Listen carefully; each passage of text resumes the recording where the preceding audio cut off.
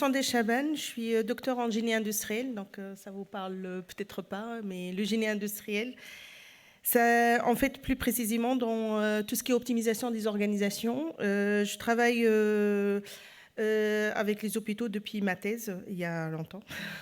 Et j'ai même passé, je suis parmi les rares doctorantes dans ce domaine-là, à passer 3 ans dans un hôpital. Et c'était en l'occurrence l'hôpital de la Croix-Rousse à Lyon.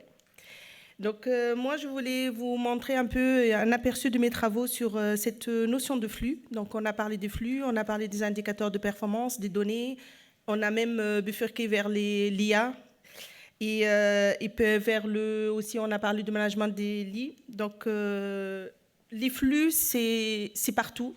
Donc dans l'hôpital, il y a les personnes, les informations, les décisions. Mais ben oui, les décisions, ce sont des flux aussi. Les ressources. Ces flux-là, ils circulent dans l'espace. Donc, vous voyez bien ici un plan de service que j'ai étudié. Ils génèrent des informations, formelles et informelles, et ils stockent des données.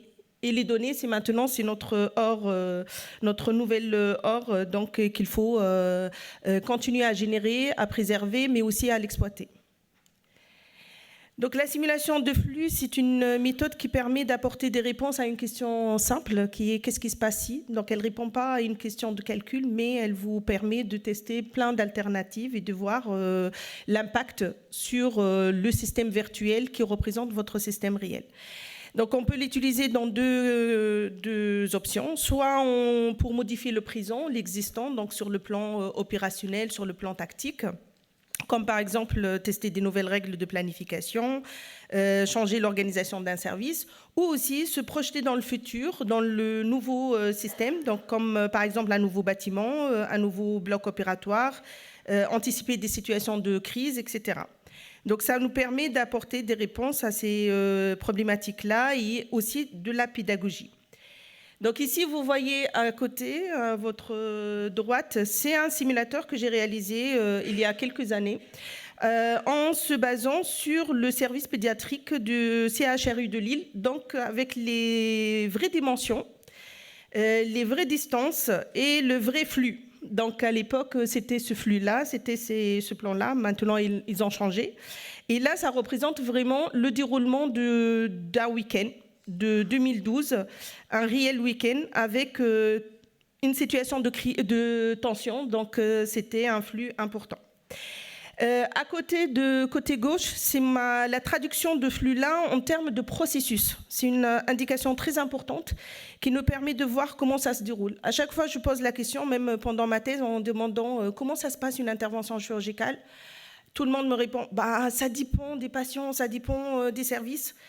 Comment le flux dans l'hôpital, ça dépend, toujours ça dépend. Et même, je vous rassure, même dans les industries, c'est pareil. Vous allez dans une ligne de production, ils vous disent ça dépend.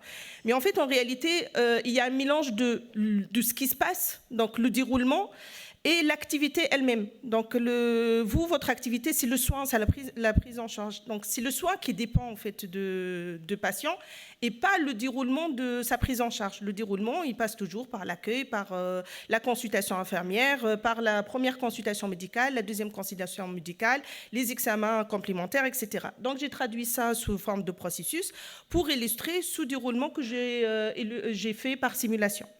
Et j'ai testé une centaine de scénarios pour voir un peu l'impact de tout ce petit monde-là sur les performances de mon système.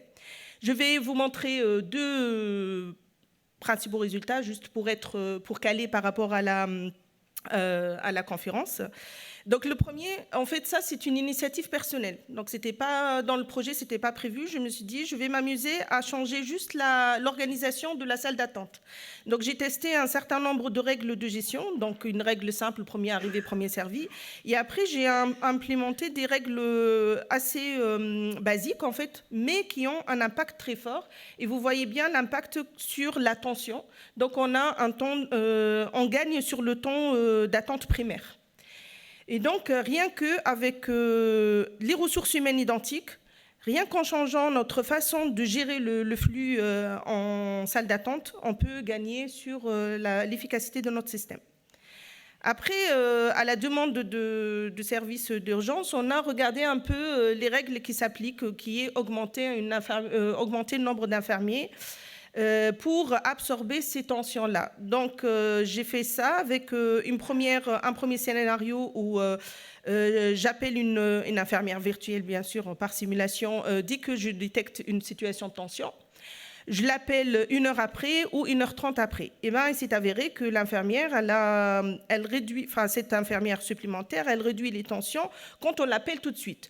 Si vous l'appelez 1 heure après ou 1h30 après, ça ne change absolument rien à votre situation. Bon, vous gagnez un petit peu, mais ça ne change rien. Ce n'est pas parce qu'elle n'est pas efficace, c'est parce que c'est trop tard. Pourquoi c'est trop tard? On revient à notre notion de processus que vous voyez. Eh ben, la consultation infirmière et son intervention, elle vient au début du processus. Donc là, ça vous montre que augmenter les ressources, ce n'est pas nécessairement la solution, mais surtout, il faut l'augmenter au bon moment et surtout détecter ce bon moment. Et détecter ce bon moment tout en étant urgentiste, tout en gérant des flux, tout en pratiquant notre mission de soins. Je pense que ce n'est pas aussi simple que je peux le prouver avec ma simulation. Donc, pour revenir à ça, donc à gauche, c'est vraiment une simulation d'un service d'urgence aux hôpitaux universitaires de Genève. Donc, Christophe Campendu, c'est un ingénieur flux qui a été recruté en 2018. Et on a fait la même présentation ensemble, lui sur l'aspect gestion des flux en Suisse et moi à Lille. Et donc, on partage les mêmes constats. Donc, voilà, la simulation de flux, elle a toute sa place dans les projets hospitaliers. Donc, ça permet d'identifier les forces et les faiblesses de vos systèmes d'information. Donc, on utilise vos données. Elle permet de définir des données clés pour le pilotage. Donc, notamment, par exemple, vous parlez tout à l'heure des indicateurs de performance. Il ne suffit pas de dire j'ai des indicateurs de performance, il faut savoir construire les bons indicateurs qui nous permettent de prendre la bonne décision de pilotage.